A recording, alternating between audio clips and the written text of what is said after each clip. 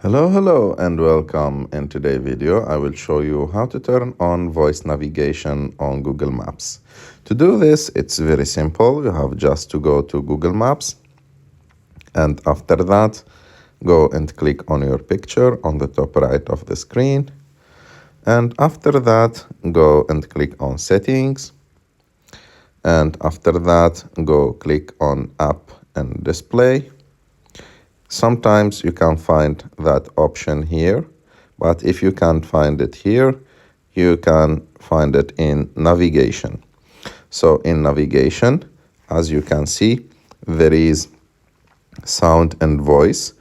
So to turn on voice navigation, you must click on unmute, because if you click on mute, it will not work. So you have to click on unmute, and that's it.